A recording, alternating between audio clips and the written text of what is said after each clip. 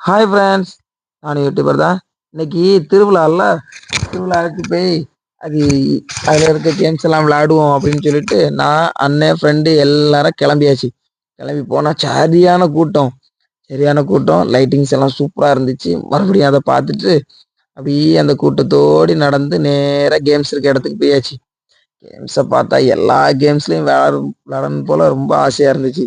சரி, இதுலலாம் சின்ன பசங்களா தான் ஜெயிப்பா, உங்களை மாதிரி முழு மாடெல்லாம் சேர்க்க மாட்டாதா அப்படின்னாங்க.